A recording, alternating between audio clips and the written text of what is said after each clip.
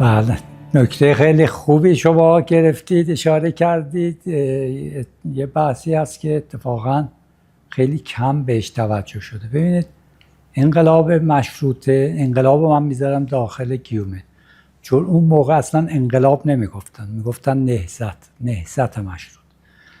نهضت مشروطه وقتی به پیروزی رسید، بعد تا بعضیا گفتن که این انقلاب سفید بود، یعنی هیچ کشت و کشتار و خشونتی توش نبود.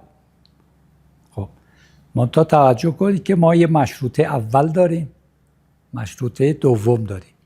مشروطه اول سال 1285 که مظفرالدین شاه اون فرمان تشکیل مجلس رو امضا میکنه و کشور مشروطه میشه. مشروطه میشه یعنی چی؟ یعنی اینکه قوه مجریه که رأسش شاه هست مشروط میشه به مجلس، یعنی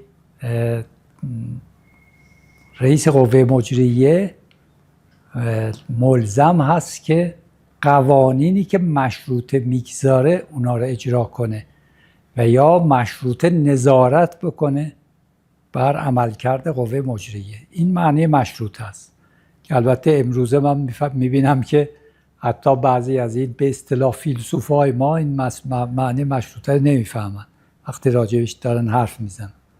خب بعد میگن که مشروطه دموکراسی نبوده، دموکراتیک نبوده، نهضت مشروطه. خب حالا اینو بگذاریم، برگردیم به سوال شما، پاسخ سوال شما. بله، اون بلوا به این نجابت اینه در واقع که رژیم عوض میشه. در واقع رژیم سلطنتی استبدادی بوده، تبدیل میشه به سلطنتی مشروطه، پادشاهی مشروطه.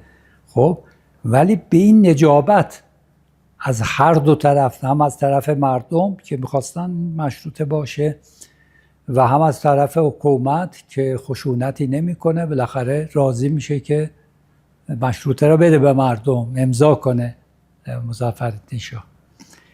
اما چه اتفاقی میفته که به مشروطه دوم میرسیم؟ خب 1285 که این پیروزی مشروطه اول هست، مجلس تشکیل میشه، روزنامه ها آزاد میشن، مطبوعات آزاد، بحث انجمنها، همه شهرهای بزرگ تهران، تبریز، اصفهان پر از انجمن هست. انجمنهایی که توش تشکیل شده طرفدار مشروطه‌اند، توش بحث هست، صحبت هست، منتها و مطبوعات البته که عمدتاً تهران و تبریز و شهرها بزرگن. منتها یک جریان افراطی طبق معمول، افراطی با گرایش چپ توی مشروطه وجود داشت، از همون ابتدا وجود داشت که بعداً بهشون گفتن اجتماعیون عامیون. اجتماعی عامیون همون معنی ترجمه سوسیال دموکراسیه. سوسیال دموکراسی به معنی روسی کلمه، یعنی حزب سوسیال دموکراسی در روسیه میدونید که شاخه بولشویک ها، منشویک ها، حزب کمونیست شوروی در واقع شاخه از این گرایش بوده. بنابراین وقتی میگفتن اجتماعیون عامیون، همون چیزی که توی روسیه بود که بعداً میشه شوروی. اون موقع البته 1905 که در ایران 1906 ببخشید که مشروطه در ایران به پیروزی میرسه، حزب بولشویک وجود نداشت.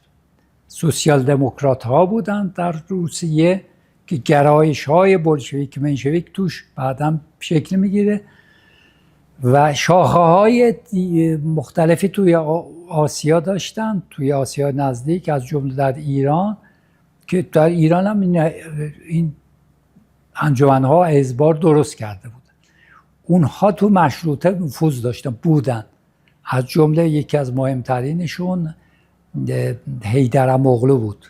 حیدر اماغلی که رفیق خیلی نزدیک برخی از این مشروطه طلبها بود و در بمبگذاری ها و ترورهای اون مشروطه اول نقش برجسته و تعیین کننده داشت.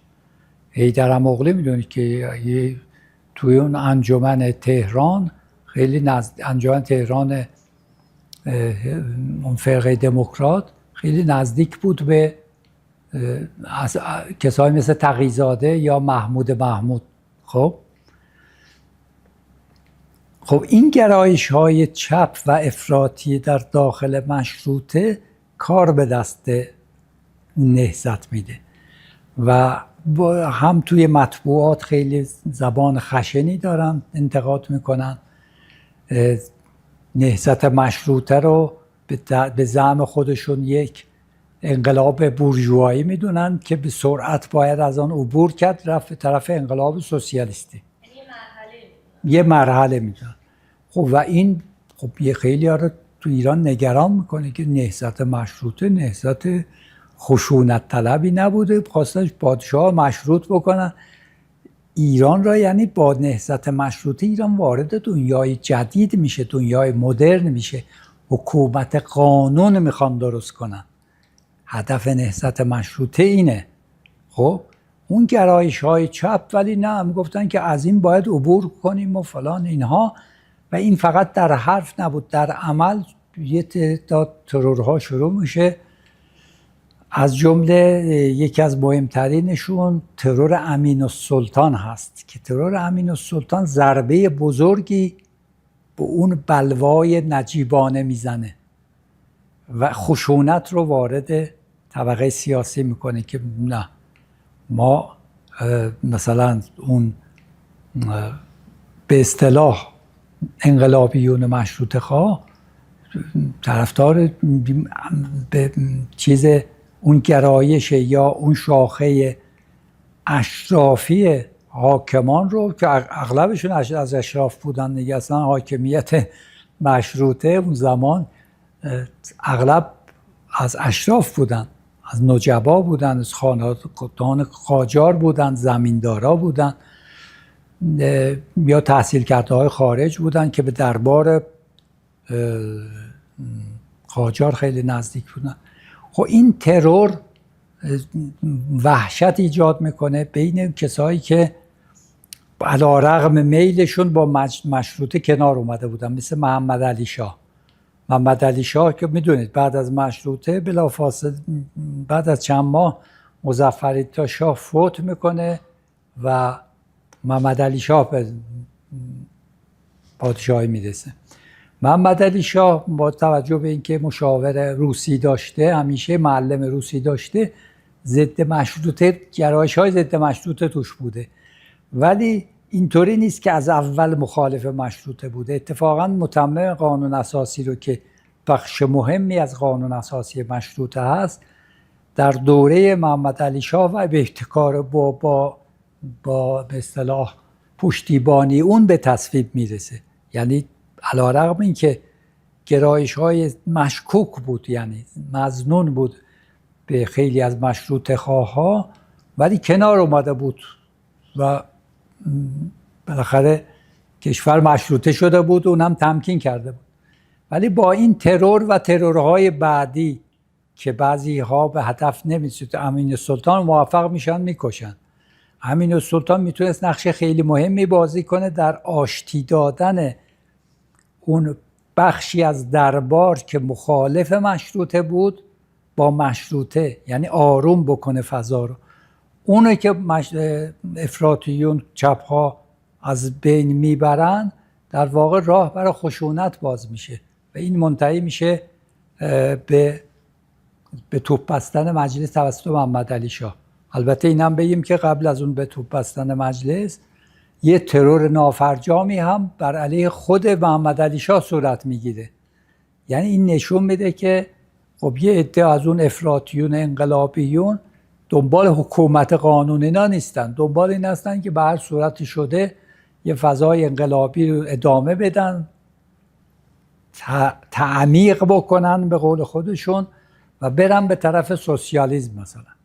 خب این یه لطمه بزرگی میزنه و با عکس العمل دربار محمد علی شاه روبرو میشه که مجلس رو اصلا میبنده، به توپ میبنده و مجلس حدود یک سال تعطیل میشه تا اینکه دوباره از اصفهان و تبریز و رشت و اینها مشروطه خواهان میان تهران رو میگیرن و محمد علی شاه رو عزل میکنن. پسرش که به سن قانونی نرسیده بود رو اون رو احمد شاه رو منصوب میکنن به پادشاهی، انتخاب میکنن به پادشاهی. خب این اون چیزی که حالا احتشام السلطنه شما نقل کردید که میگه که این به توپ بستن مجلس مشروطه را نجات میده، در واقع میخواد اینو بگه که در اون سال دوم مشروطه که گفتم با این گرایش‌های افراطی توأم شده بود، مردم دیگه عاصی شده بودن از دست این گرایش‌های افراطی و اون فحش و فحشکاری که تو مطبوعات صورت میگرفت. رعایت هیچ چیزی رو نمی‌کردن، حرفای افراطی می‌زدن، تهمت می‌زدن و تهدید می‌کردن. جامعه دچار آشوب شد. خب این به توپ بستن مجلس در واقع این بود که پایان داد. یعنی احتشام السلطنه معتقده که اگر محمد علی شاه این کار نمی‌کرد مردم خودشون می‌کردن و اگر مردم می‌کردن پایان مشروطه بود دیگه. مردم خودشون مشروطه را دنبالش رفتن، خودشون هم به اصطلاح به مخالفت با اون برمیخواستن، دیگه مشروطه تعطیل میشد. میگه این حماقت محمد علی شاه مشروطه رو نجات میده، برای اینکه اون خاطره های خوب مشروطه میمونه و خاطره های بدش که به علت اون گرایش های افراطی در جریان نهضت ایجاد شده بود اونا فراموش میشه. خب مشروطه دوم دیگه مشروطه خونین هست. مشروطه است که با اعدام ها از هر دو طرف شروع میشه. یعنی که محمد علی شاه مشروطه طلب ها رو میگیره اعدام میکنه تو باغ شاه، یه تعداد از مشروطه طلبان یه تعدادی خیلی زیادی فرار میکنن و بعد که مشروطه خواها، حالا داستانش طولانیه، اونا موفق میشن که بگیرن دوباره تهران رو، محمد علی شاه رو عزل بکنن، اونها هم خشونت میکنن. یکی از بدترینشون و مهمترینشون اعدام شیخ فضلالله نوری. خب شیخ فضلالله نوری اعلم علمای تهران بود، ایران بود. یعنی از نظر علمی از همه برجسته تر بود تو ایران، البته نه تو نجف. تو نجف بگیریم، خب مرجع بزرگ تقلید نجف یا رئیس به اصطلاح حوزه نجف آخوند خراسانی بود که آخوند خراسانی طرفدار مشروطه بود. شیخ فضلالله نوری هم اولش طرفدار مشروطه بود و بعد حالا داستان‌های طولانی داره، وارد اون بحث‌های تخصصی میشه، به مخالفت برمیخیزه. ولی وقتی که مشروطه خواهان طلبا تهران رو میگیرن، اعدام کردن اون کار خیلی زشت و نادرستی بود. بالاخره اون روی اعتقادش یه حرفی زده بود دیگه، مسئول نمیدونم اون اعدام ها و مسئولیت اون وضعیت اون نبود که. و این تاثیر خیلی بدی توی تاریخ بعدی ایران و رابطه نیروهای مذهبی با جریان مشروطه و جریان مدرن ایران میذاره. بله، ترور بهبهانی هم که توی مجلس سوم اتفاق میفته. تو دموکرات ها اونم همین آدمایی که ترور اول کرده بودن همون تیم بودن دیگه، تیم حیدرخان امیرعلی.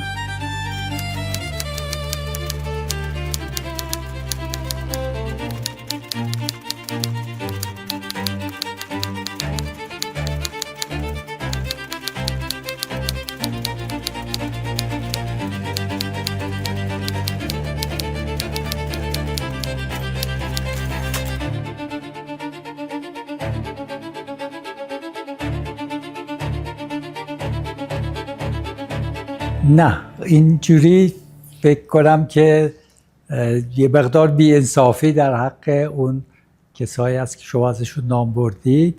یه داستان خیلی پیچیده تر از این داستان، حالا من توضیح میدم. ببینید وقتی که جنگ اول جهانی میشه 1914، یعنی 1906 تا 14 شما نگاه بکنید 8 سال. بعد دیگه مجلس درست نمیتونه تشکیل بشه، کشور دچار آشوب میشه، ایران اشغال میشه توسط نیروهای خارجی، روس‌ها میان، بعد انقلاب اکتبر 1917 اتفاق میفته. شما دقت کنید که 1917 تقریباً 11 سال بعد از پیروزی نهضت مشروطه است.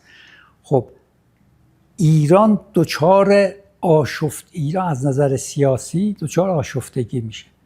یعنی در اون سالهایی که منتهی میشه به آمدن رضاخان سردار سپه، بعد که میشه رضا شاه، یعنی اواخر 1290 رو شما دهه 1290 رو شما نگاه بکنید، ایران به شدت دچار آشوب، جداسری ها شروع شده. هر کسی میخواد یک قسمت ایران رو جدا کنه، استقلال بکنه، از ایران جدا بشه، ایران تجزیه بشه. شیخ خزعل در جنوب هست، در خوزستان هست که همه کاره شده. بعد در آذربایجان نهضت‌های جداسری هست. نهضت جنگل هست در شمال که میخواد جمهوری خلق گیلان درست بکنه، که بعد از البته این صحبت بعد از انقلاب اکتبر شورویه، که میخواد اصلا یه رژیم سوسیالیستی درست کنه. یعنی همه چی به هم ریخته. و اون موقع خیلی از مورخین معتقدن که قوه مجریه یا پادشاه یا مجلس مثلا اگر کم و بیش حالا بوده، فقط در تهران میتونستن حکومت کنن. بیرون از تهران یه قدرت مرکزی وجود نداشت. خب حکومت مرکزی وجود نداشت.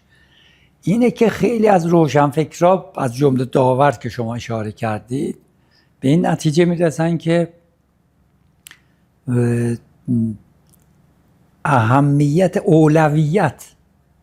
اولویت اول در درجه اول ایجاد یک حکومت مرکزی متمرکز است.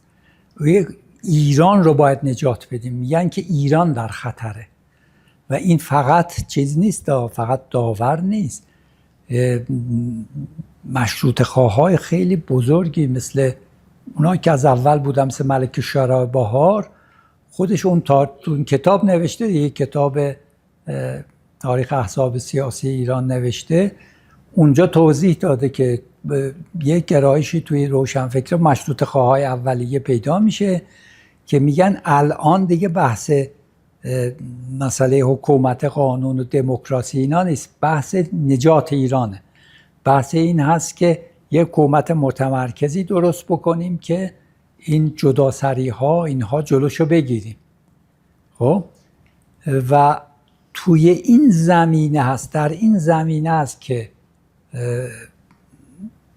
سردار سپه رضاخان و با اون کودتای 1299 سید ضیاءالدین وضع عوض میشه و وقتی که سردار سپه میاد سر کار، تقریبا همه روشنفکرها، تقریبا نمی‌گم که تحقیقا همه مشروطه طلبها از اقداماتی که اون انجام میده در ایجاد تمرکز توی نیروهای نظامی و برخورد با جداسری هایی که و اغتشاشاتی که در جامعه بوده، طغیان سر به طغیان برداشته بودن در هر از کاشان گرفته تا خوزستان و نمیدونم اصفهان و مشهد و همه جا، خب اینها رو همه رو جمع و جور میکنه سردار سپه به عنوان وزیر جنگ و بعد به عنوان صدر نخست وزیر.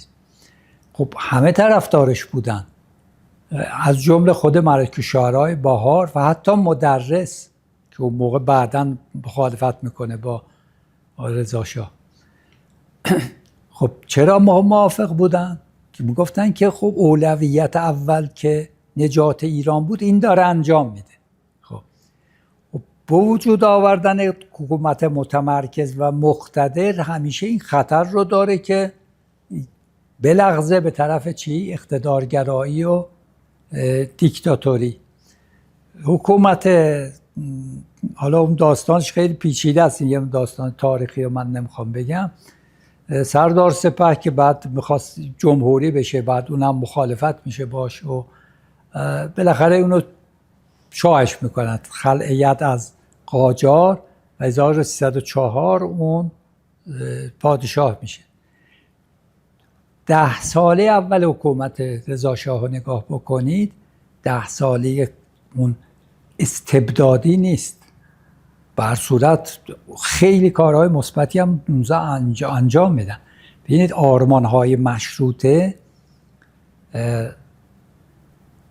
جنبه‌های مختلفی داشت. حکومت قانون بود عمدتاً و رضا شاه کمک خیلی زیادی به تشکیل حکومت قانون انجام میده. یعنی کشور را یک پارچه میکنه و در هم داور اشاره کردید، داور که میشه وزیر عدلیه، وزیر دادگستری،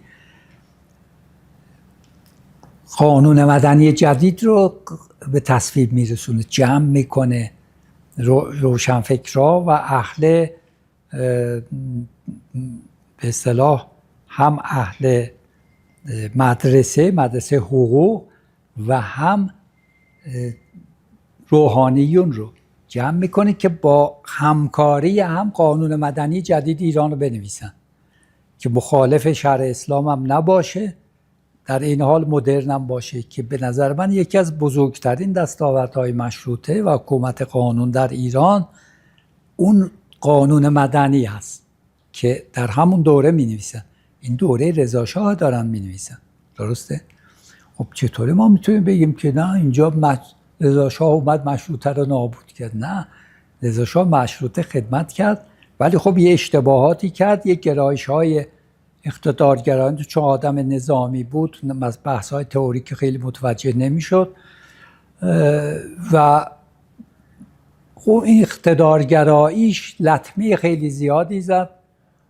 بعدتر البته 10 ساله دوم دوران رضا شاه، 10 ساله اول که میگم منظورم از 1301 که سردار سپه بعد میشه نخست وزیر تا 1320 دارم میگم. 10 سال اول میشه مثلا تا سال 1111 12 اوضاع ایران، حکومت قانونی ایران خدشه‌ای نداشت اون چنانی. بعداً بدتر میشه، این گرایش‌های اقتدارگرایانه رضا شاه هم بیشتر میشه.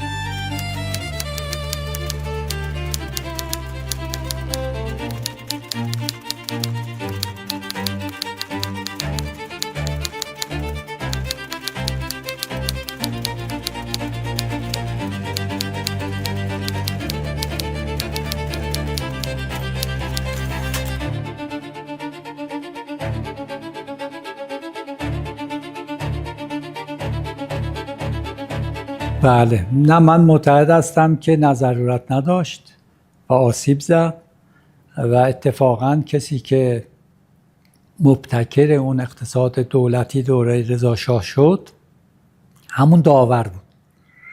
داور حقوقدان بود، اقتصاددان اصلا نبود، ولی اون تحت فشاری که رضا شاه بهش وارد میکرد که عجله داشت توسعه پیدا کنیم از این کارها، داور خب میبینه که زمینه آماده است، بخش خصوصی خیلی به کند داره پیش میره، خب طبیعتا هم اینجوری هستیه. این عجله داشت اینه که شرکت‌های دولتی متعددی درست میکنن که البته اونم داستانش پیچیده است، من تو کتاب توضیح دادم که مثلا اون شرکت‌های دولتی به خاطر رابطه خیلی نزدیک اقتصادی که ایران با شوروی پیدا کرده بود اونا رو درست میکنن، چون از اون طرف تاجرای ایرانی فقط با دولت سر کار داشتن، دولت اتحاد جماهیر شوروی، یعنی کالاشون رو باید به اونا میفروختن و از اونا میخریدن، یعنی از دولت میخریدن.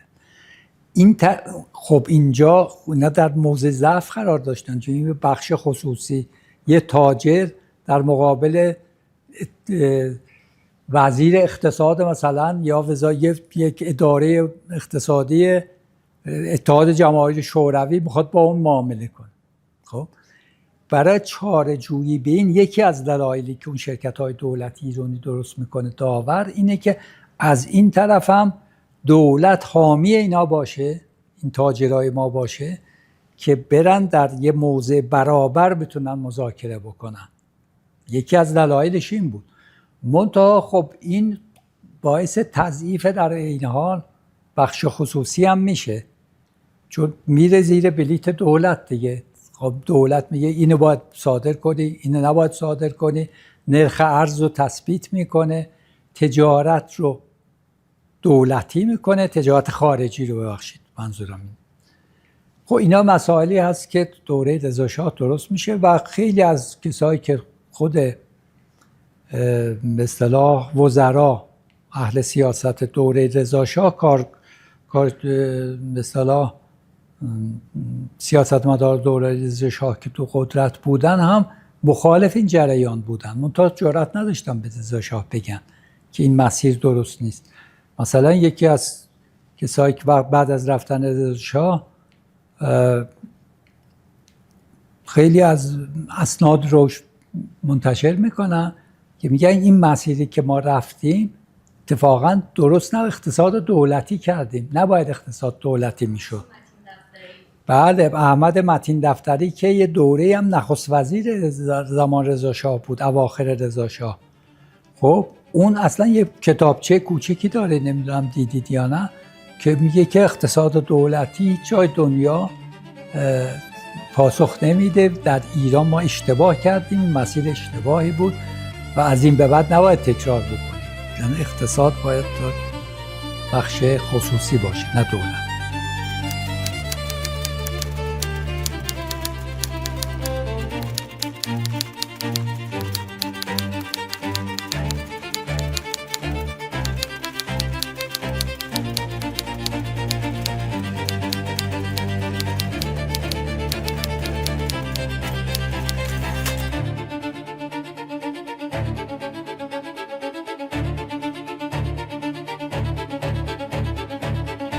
اشتباهاتی که دوره رضاشاه، اون دیکتاتوری رضاشاه مرتکب میشه، مثل اشتباهات همه دیکتاتورها، اینه که نظرات مخالف خودش رو ممنوع میکنه. میدونید که ترویج اندیشه اشتراکی، یه قانون 1310 در زمان رضاشاه هست که جماعات و احزاب اشتراکی ممنوعه و تبلیغ اونم ممنوعه، یا منظور کمونیسمه. خب این سرکوب باعث میشه که خیلی از روشنفکرها مجذوب این اندیشه ها بشن. همون اشتباه رو محمد رضا شاه هم میکنه، یعنی از کتاب‌های مارکسیستی رو ممنوع میکنه، کتاب‌های چپ رو ممنوع میکنن. خب اما اون اتفاق که برگردم به سوال شما، حالا نتیجه که من میخوام بگیرم از این ممنوع شدن اینه که وقتی یه چیزی ممنوع میشه طرفدار زیاد پیدا میکنه. اون وقت میگن که این چیه که ممنوع شده، جوونا اینا که کنجکاون. در دوره رضاشاه هم وقتی که این ممنوعیت بوده، بعد از رفتن رضاشاه دیگه همه چی باز میشه دیگه. در ایران که ایران اشغال شده 1320 دیگه کسی نمیتونست جلوی اندیشه های کمونیستی بگیره، به خصوص که اصلا ارتش اتحاد شوروی آمده بود ایران اشغال کرده بود. خب در این شرایط حزب توده تأسیس میشه، حزب توده که مروج اندیشه های مارکسیستی کمونیستی. خب اونجا دیگه فرجه پیدا میکنه که تمام تلاش خودش میذاره روی این که این اندیشه رو ترویج بده بین به خصوص روشنفکرها. خب روشنفکرها همیشه همه جای دنیا اینطوری، فرانسه، انگلیس، آمریکا هم اینجوری. روشنفکرها چون اقتصاد رو دوست ندارن، به زبان خودمونی بگیم اینجوری میگن اقتصاد اقتصاد بده. چرا؟ چون اقتصاد راجع به مادیات حرف میزنه، راجع به ثروت حرف میزنه، راجع به رفاه حرف میزنه. روشنفکر ایده های والایی داره که زندگی مادی نیست، زندگی معنوی رو بخواد. درسته؟ خب این توی این زمینه دهه 1120 اون اندیشه های چپ رشد زیادی میکنه. تمام روشنفکرها جذب اندیشه های چپ میشن. چرا؟ چون اقتصاد هم نمیفهمیدن دیگه. کلا ویژگی چپ اینه که اقتصاد نمیفهم و به اقتصاد اهمیت نمیده، چون قائل نیست بهش. از نظر روشنفکری هم خب این چیز مادیه، فقط مادیات، انسان مادیات نیست و فراتر از این داستان. در هر صورت اگه خیلی خلاصه بکنم، در بدبختی ایران معاصر ما، ایران معاصر که میگم ایران امروز میگم، از 1320 شروع میشه. اون گرایش های چپ، گرایش های ضد سرمایه‌داری، گرایش های ضد لیبرالیسم، ضد آزادی، اونجا به عنوان ارزش های والا حک میشه توی جریان های روشنفکری ما. شما شاعر بزرگی دیگه ندارید که در دهه 20 و 30 چپ نباشه. خیلی کم. مثلا یه آدم مثل فریدون مشیری پیدا میکنید که یکی دو تا، یا شهریار پیدا میکنید که خیلی کمن. تازه مثلا شهریار که اثر روشنفکری که نداره، که تاثیر روشنفکری نداره، شاعر دیگه. فریدون مشیری هم همینطوری، شاعر که علیرغم خیلی محبوبه ولی هیچ وقت گرایش سیاسی هم نداشته. ولی بقیه شاعرها شما نگاه بکنید، هوشنگ ابتهاج، سیاوش کسرایی، نیمای شیج، غیره و ذالک، بقیه حالا همه گرایش های چپ هم سمپاتای حزب توده است و اینا تاثیر میذارن روی جامعه و جامعه رو ضد آزادی، ضد مشروطه حتی میکنن. اون ضد مشروطه شدنش دیگه اونم برمیگرده به اون، به نظر من، دوران ملی شدن نفت شما اشاره کردید. بله، بونزه.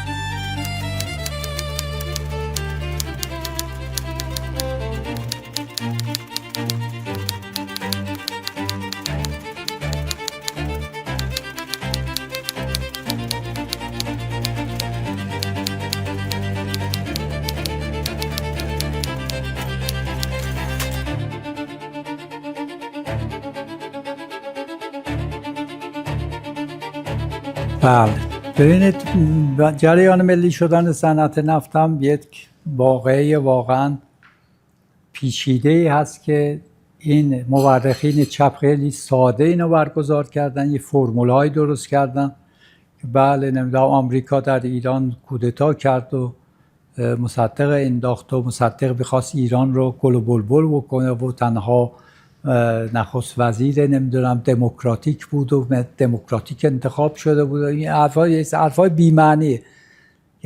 مصدق هم مثل بقیه انتخاب شده بود. تو سازوکار مشروطه این بود که مجلس اظهار تمایل میکرد به یه نفر، شاه هم حکم نخست وزیری اونو میداد. این سنت مشروطه اینه. مصدق هم اینجوری نخست وزیر شده بود و بقیه هم که همه میگن رزمارا هم اینجوری نخست وزیر شده بود. خب این که مصدق دموکراتیک بود رزمارا نبود یعنی چی؟ انتخاب دموکراتیک ایران بود. این حرفای بی‌معنی که بعدن که اینا همه به نظر من مخدوشه، سوگیری داره و تاریخ بی‌طرفانه ایران نیست. حالا نهضت ملی شدن صنعت نفت یه داستان پیچیده‌ای داره، ولی اون چیزی که من میگم لطمه میزنه، یکی اون گرایش‌های چپ و ناسیونالیستی افراطیه که ضد بیگانه است، بیگانه ستیزه. مصدق رسما میگه که همه مشکلات ما رو خارجی‌ها درست کردن، ما مشکلی نداشتیم، اونا که اومدن مشکل درست کردن و من هم که مثلا جلوشون وایستاده بودم، منو برکنار، کودتا کردن، دولت منو برکنار. خب اینا هیچ کدوم واقعیت نیست. واقعیت یه چیز دیگه است. واقعیت اینه که بیشترین لطمه رو به نهادهای نهضت مشروطه، نهادهای مشروطی که در ایران بود، همین مصدق میزنه. مجلس رو بی‌آبرو میکنه. قانون اختیاراتی که میگیره به زور از مجلسی ها در واقع تعطیل مجلس دیگه. مجلس برای مشروط کردن قوه مجریه هست. شما وقتی که اختیارات قانونگذاری ازش میگیرید یعنی اونو بی‌خاصیتش کردید. درسته؟ و بعد این خلاصه میکنم ما خیلی دادگستری که مستقل بود، دادگستری رو وزیر دادگستری میره دیوان عالی کشور همه قضات عوض میکنه زمان مصدق و در نهایت اون اتفاقی که میفته رفراندومه. مصدق یه چیزی میکنه آخرش میدونید دیگه بعد از رفراندوم است که سقوط میکنه. رفراندوم میکنه میگه که با رفراندوم مجلس تعطیل بکنه. خب رفراندوم کجای قانون مشروط است؟ قانون اساسی مشروط است. اینا همه لطماتی که در عمل به نهادهای مشروطه وارد میکنه دوره مصدق. بعد که شاه میاد بعد از وقایع 28 مرداد شاه میگه که اونجوری هم که من میترسیدم از مجلس و اینها اونجوری هم نیست. مجلس هم چیز مهمی نیست. مجلس هم میشه تو سرش زد. دهه 20 شاه جسارت نداشت رو راجع به مجلس حرفی بزنه. خب میگه اینا مشروطه است، نمایندگان مردم. شاه چیکار میکنه؟ میخواد اصلاحات ارضی بکنه به توصیه آمریکایی. البته خودش هم البته گرایش به این گرایش های چپ داشت دیگه شاه که این بزرگ مالکی چیز خوبی نیست و فئودال های بزرگ و اشراف بزرگ رو املاکشون رو بگیریم مصادره بکنیم چیز کنیم ملی بکنیم. خب اصلاحات ارضی هر دفعه دهه 30 که قانونشو با اصرار شاه نخست وزیرها میدادن به مجلس چون بخش مهمی از مجلس از همون زمیندارا و اشراف بودن اونو بی‌خاصیتش میکردن میدادن بیرون. خب پروالشو میدادن. شاه به این فکر میفته که مجلس رو منحل کنه، مجلس 20 رو در غیاب مجلس رفراندوم بکنه، همون کاری که مصدق کرد. از اون یاد گرفت دیگه، گفت که من رفراندوم هم میتونیم قانون بذاریم دیگه، رفراندوم هم میتونه قانون بشه. رفراندوم میذاره اصلاحات ارضی رو به تصویب میرسونه. بعد که مجلس باز شد اون نتیجه رفراندوم رو میفرسته مجلس، میگه اینو تصویبش کنیم و عمل انجام شده. درسته؟ میگم که نهادهای مشروطه رو از کار میندازه اون ابتکارات ابداعات مصدق ایناستا. خب اون دیکتاتوری شاه در واقع سوار میشه بر مبنای اون نهادهای مشروطه‌ای که در دوره مصدق همه فشل شده بود دیگه. اون عظمتی که مشروطه مجلس قبل از 28 مرداد داشت دیگه بعدش هیچ وقت نداره. بعدم دیگه با اصرار با نیروهای حکومتی، نیروهای امنیتی حکومتی یه مجلس فرمایشی درست میکنه زمان شاه تا انقلاب 57. این داستان پر از اشک چشم این نهضت مشروطه تو این مملکته. حالا روشنفکرای ما میگن چی؟ میگن اگر یک مشروط خواه واقعی وجود داشت اونم مصدقه، در حالی که درست برعکسشه. هیچ وقت هم مصدق به مشروطه اعتقاد نداشت و از اول هم جزو مشروط خواهان نبود و میدونید که من حالا تو کتابم یه اشاره کردم، جای دیگه هم نوشتم اینا. مصدق کسی هست که در مشروطه دوم وقتی که مجلس رو به توپ میبنده محمد علی شاه، میره از همون محمد علی شاه تذکره میگیره، پاسپورت میگیره، میره توی نمیدونم سوئیس درس بخونه. خب این چه مشروط خواهیه؟ داره در میره که. درسته؟ خب حالا چطوری میتونه این کار رو بکنه؟ برای اینکه اون برادر بزرگ ناتنیش رئیس تشریفات دربار آقای محمد علی شاهه، یعنی همه فامیلن با هم. خود مصدقم با اینا فامیله دیگه. بعد اونم میگه که مثل که تو ترجیح میدی که در ایران نباشی، محمد علی شاه بهش میخوای بری، خب حالا بیا برو. اون چه دور مشروط خواهی؟ اون حالا پرانتز ببندم، مسئله بحثای شخصی نیست، چون یه عده میگن این شخص یه آدم برجسته‌ایه، من میخوام بگم که نه، اونطوری که شما میگیدم نیست و این سابقه هم نداره. همچی چیزی که برای نهضت مشروطه هزینه داده باشه اینا از اونا نیست. خب حالا در کنار این ببینید داستان اون دهه 1320 و اون جریان فکری چپی که در ایران غالب میشه باعث میشه که یک فکر ضد مشروطه در ایران نوزش بگیره. این رو هم اون جلال آل احمد شروع میکنه که میگه که اون شیخ فضل الله نوری بر سر دار پرچم در واقع غرب زدگی در ایرانه، اون ربطه میده به غرب زدگی، در حالی که اون خب یه حماقت داخلی بود. به غرب زدگی چه ارتباطی داره این کشتن شیخ فضل الله نوری؟ من قبلا هم اشاره کردم. و بعد بدتر از اون شریعتیه که به دنبال ایده های این نخبه ها میگیره.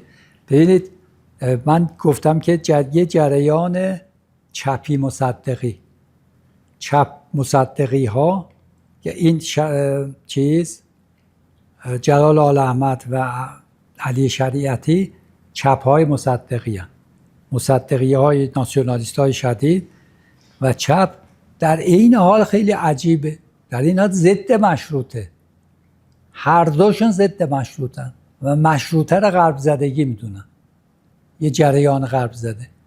و این آخرش منتهی میشه به چی؟ انقلاب 57 دیگه سیر طبیعیش اینه دیگه، درسته؟ انقلاب 57 شما باز کنید قانون اساسی جمهوری اسلامی رو بخونید، اگر آدم دقیقی باشید و حساس و تاریخ معاصر ایران رو خونده باشید متوجه میشید که این قانون اساسی برای تعطیل نهضت مشروطه آمده. یعنی هر چیزی که تو نهضت مشروطه بود، حکومت قانون، نمیدونم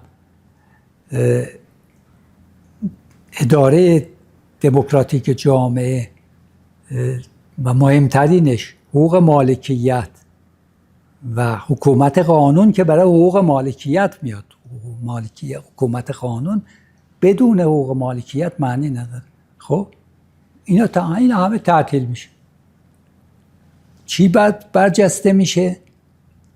دیگه در قانون اساسی جمهوری اسلامی شما ملت ایران برجسته نشده، امت اسلامی برجسته شد. ملت جای خودشو میده به امت. خب در حالی که نهضت مشروطه برای نجات ایران هست. بعد اهداف هم همینطوری.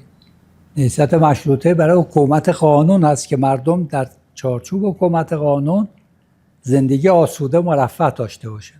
خب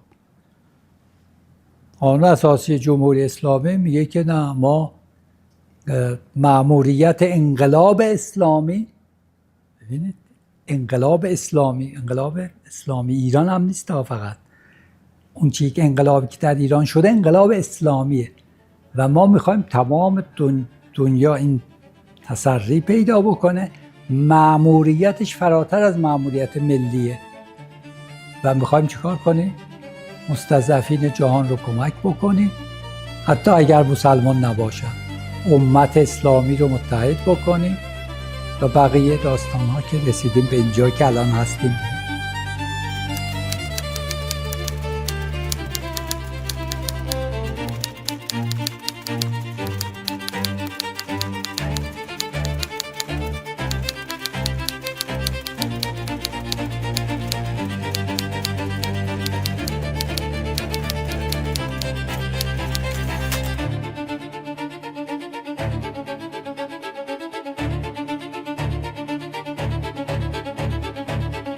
ببینید اینجا دهه 40 اون دستاورداش خیلی مهمه.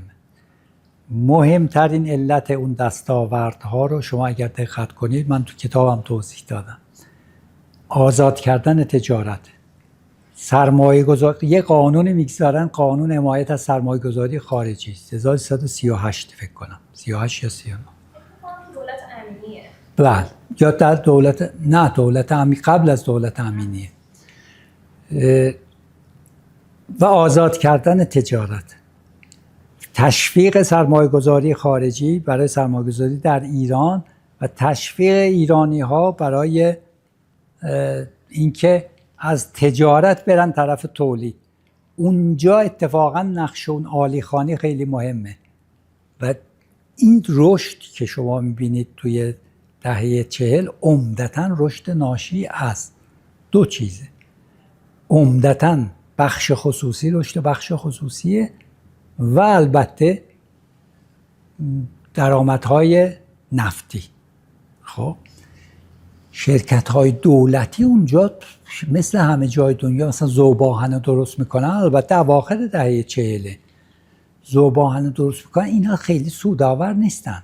منتها چون ذوب‌آهن رو با تاخت زدن با صادرات گاز به شوروی در واقع اینجوری یک تهاتر میکنن، اون هزینه هاش به چشم نمیاد، هزینه هاش پوشیده است دیگه، هزینه های فرصت. در واقع ما گازی که داشتیم مفتی میدادیم به شوروی ها برای ما اون ذوب‌آهن ساختن. حالا این باید محاسبه بکنیم ببینیم که آقا این اصلا به اقتصادی بود یا نبود، اونو میذاریم کنار. بنابراین رشد اونجا به این بهره وری بالایی داشت پایین داشت، اونو کار نداره. ولی اون چیزی که باعث میشه که در دوره عالی خانی، اون 8 سال عالی خانی خیلی مهمه، اینه که این میاد تجار بزرگ صدا میکنه، میگه که اون چیزایی که شما تولید وارد میکنید، مثلا وسایل منزل، خب وسایل منزل، نساجی، پارچه، فلان، اینا بیایید تکنولوژیشو بیارید خودتون تولید کنید دیگه، چرا تکنولوژی رو وارد کنید و من حمایت میکنم، منتها 1 سال یا 2 سال، 6 ماه تا 1 سال مثلا اینجوری. اگر تونستید موفق بشید اون حمایت ادامه میدم، اگر نشدید پای خودتون دیگه نمیکنم. و خیلی از این صنایع جدید اینطوری درست میشه، یعنی تجار میرن طرف تولید به صرفه میشه. این جریان در دهه 50 برعکس میشه، به خاطر اون بالا رفتن درآمدهای ارزی و بیماری هلندی که در ایران پیش میاد.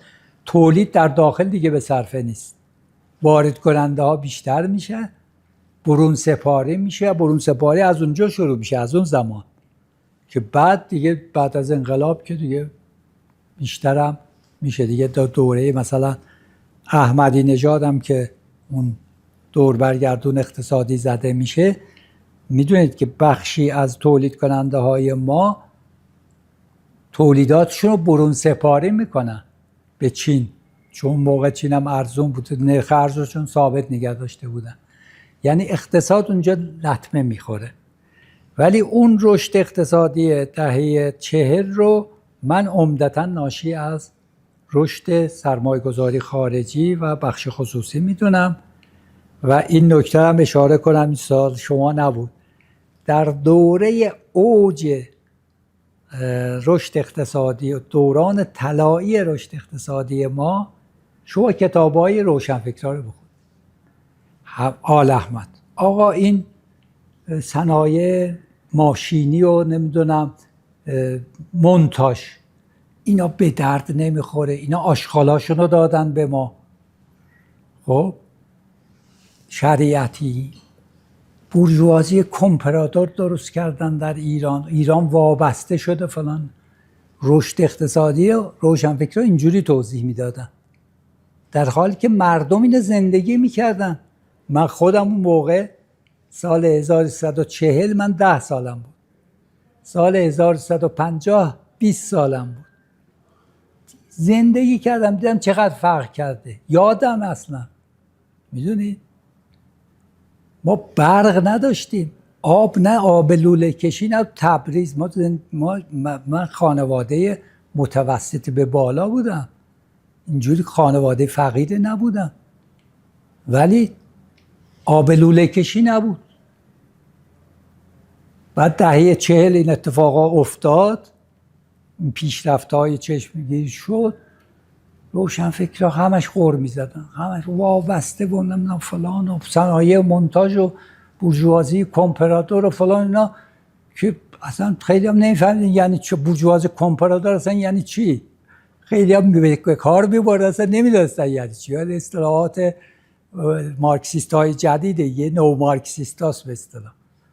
خیلی این پرت و پلاها رو گفتن، آخرش منتهی شد به این که مردم، ببینید اینم بگم چون صحبت به اینجا رسید، انقلاب 57 به هیچ عنوان دلیل اقتصادی نداشت، علت اقتصادی. وضع اقتصادی مردم در سال 57 نسبت به گذشته خودشون خیلی بهتر شده در همه زمینه.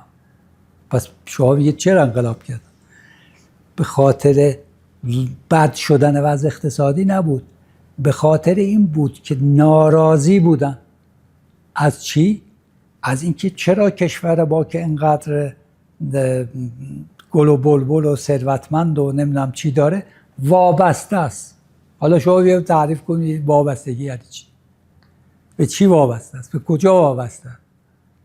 می‌دونید؟ این داستان. یا نارضایتی هایی که این روشنفکرهای چپ در که جامعه درست کردن. خب وقتی که یه جامعه رشد میکنه، نابرابری در توزیع درآمد شما میدونید یه در وهله اول بیشتر میشه. بله در دهه 50 نابرابری در جامعه بیشتر میشه، ولی فقر مطلق به شدت کم میشه.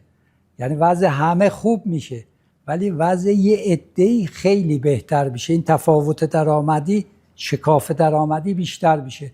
خب اون بهانه‌ای میشه برای این اندیشه‌های چپ‌ها که بگن که آقا ببینید یه عده مفخور نمیدونم فلان، این طرف شما زحمت میکشید سهم شما رو بخورن، اینجوری میشه.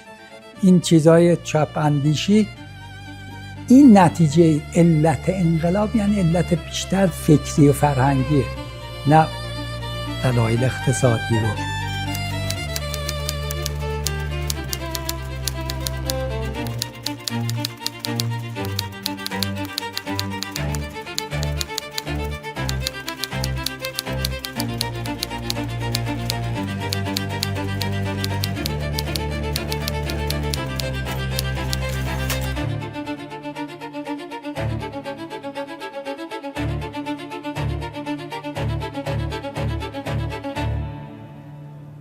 پوزیسیون و اپوزیسیون در زمان آخراشات دهه 50 یک حرف میزد: ضدیت با سرمایه‌داری و غرب.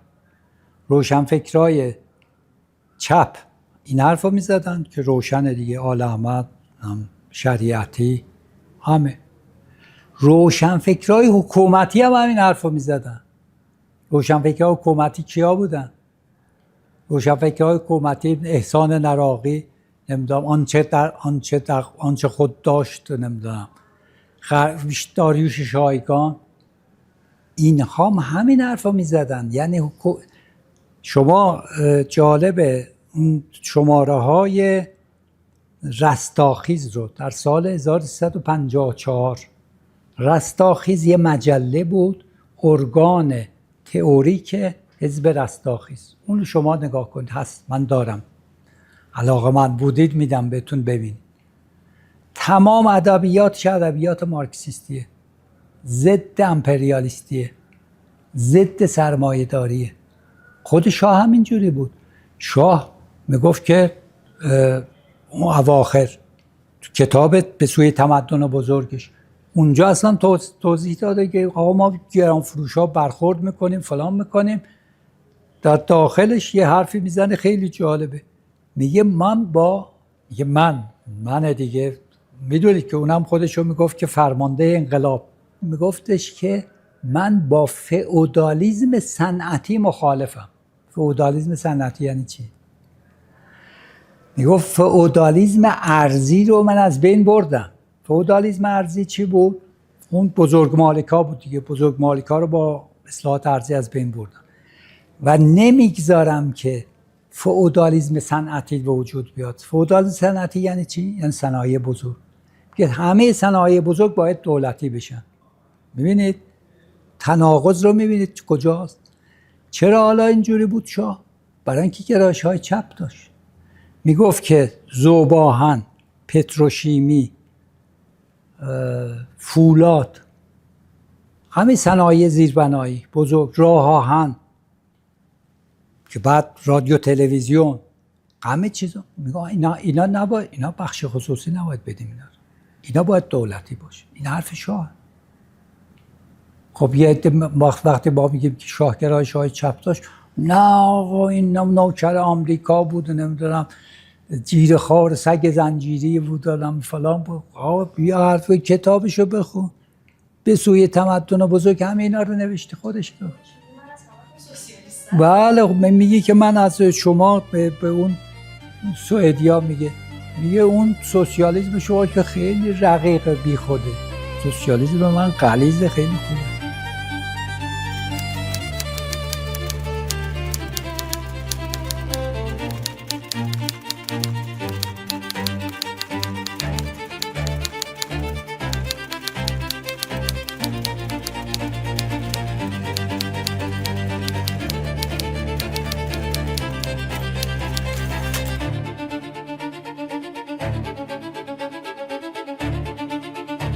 طبیعتا نباید تغییر میکرد. چرا؟ عرض کردم پوزیسیون و اپوزیسیون یه حرف میزدن، برای چی تغییر بکنه؟ شاه همون حرفا رو میزد که اپوزیسیون میزدن دیگه. اپوزیسیون وقتی اومد سر کار، خب دید که اون قسمت هایی که نمیدونم مبارزه با گران فروشی به جای تورم گران فروشی، خب این که اعلیحضرت گفته بود که همون ادامه دادن دیگه. خب طبیعی هم بود که ادامه بدن، چون آلترناتیو وجود نداشت. لیبرالیسم نبود در ایران که ما بگیم که مثلا لیبرالیسم رو از بین بردن، حالا سوسیالیسم اومد. سوسیالیسم اومده بود، داشت اون دستاوردهای لیبرالیسم دهه 40 رو از بین می برد. خب که انقلاب شد، همین ادامه دادن دیگه. نیازی به تغییر چیزی نبود که. این سازمان حمایت از تولید کننده مصرف کنندگان امروز داریم ما، همون مرکز بررسی قیمت‌های وزارت بازرگانی 1354 همون سازمانه، ساختارش اصلا همونه، ادارش همونه تو بازرگانی. بعد تحولات تدریجی پیدا کرد در داخل نظام جمهوری اسلامی، شد سازمان حمایت. یه چیزی دیگه هم البته بهش اضافه کردن، تعزیرات رو در کنارش آوردن که قوی تر هم بشه. ولی اینا ریشه هاش از گذشته هم بود. یعنی ما همه چیزهای غلط زمان قبل از انقلاب رو، رژیم قبل از انقلاب گرفتیم، همه چیزها خوبش رو گذاشتیم کنار. حالا شما بگید چه چیز خوب هم داشت. بله چیز خوب داشت. اینه چیز خوبش اینه اتفاقا در ساختار قدرت فقط اهل تخصص میتونستن بیان بالا. اینو از بین بردیم ما. در شما نظام اداری زمان شاه نگاه کنید، وزارت خارجه رو نگاه کنید، کارکنان دیپلماتیکش، کادر دیپلماتیکش چند صد نفر بیشتر نیست، خیلی کمن، همه افراد متخصص. وزارت بازرگانی نگاه کنید خاکستر. سازمان برنامه رو نگاه کنید خاکستر. سازمان برنامه پر از نیروهای چپ بود دیگه. خب اینا که با شاه موافق نبودن که، ولی چون اهل تخصص بودن، مهندس بودن، خوب درس خونده بودن، دانشگاه خوب بودن، می اومدن تو رده بالاتر. بنابراین روی این ایدئولوژی فکریشون حساسیتی توی سیستم نبود. ساواک بعضی وقتا دخالت میکرد، ولی اون مدیر بالا دستی اگر اصرار میکرد، ساواک نمیتونه کارشو جلو ببره. خب اینو من میگم برای اینکه از داخل میدونم که این اتفاق افتاده یعنی بودن مدیرایی که فرض بکنید من یکی از فامیلای من از مدیرای زمان شاه به یکی بعدن هم وزیر شد زمان شاه، تقی توکلی، اون خودش نقل میکرد، میگفت که من یه مهندس خیلی خوبی داشتم توی ماشین سازی، تراکتور سازی تبریزی که درست کرده بودن، این بنیانگذارش بود. میگفت استخدام کرده بودم و یه روز یه مهندس اومد گفتش که من ساواک منو خواسته و فلان اینها، من دیگه نمیتونم کار بکنم با شما. گفت برای چی خواسته تو رو؟ گفت برای اینکه من دوره دانشجویی مثلا فعال کنفدراسیون. گفت تو برو سر کارت، اون ساواک با من. بعد رفته بود ساواک صحبت کرده بود، گفته بود که من مسئولیتشو به عهده میگیرم، مدیرش منم دیگه، بخواد توطئه بکنه من مسئولم دیگه، ولش کن، این باید کار کنه چون کارشو بلده. از این الی غیر ماشاءالله وجود داشت، اینطوری بود. یعنی مدیرای بالادستی اگر میخواستن علیرغم گرایش‌های سیاسی پایین دستیاشون ما رو نگه دارن سر پست، میتونستن. ساواک انقدر نفوذ نداشت که اینا رو عوض کنه. ولی بعد از انقلاب ببینید چطوری شد. یک معیاری آوردیم، اینا خودی هن نه غیر خودی هن. این غیر خودی ها که اغلب متخصصین بودن کنار گذاشته شدن. مملکت نظام اداری ما الان ببینید که چه روزی افتاد. نمیدونم طرف دکترای الهیات داره، مدیر عامل نمیدونم بزرگترین پتروشیمی مثلا کشور شد. چه ربطی به هم داره؟ همچی چیزی رو زمان قبل از انقلاب به هیچ وجه شما نمیدید، همچی اتفاق نمیدید. این میگم تفاوت ها فقط اینجا بود. ولی روی اون گرایش های چپ و اینا که گفتیم، همون قبل بود، بعداً بدتر هم شد.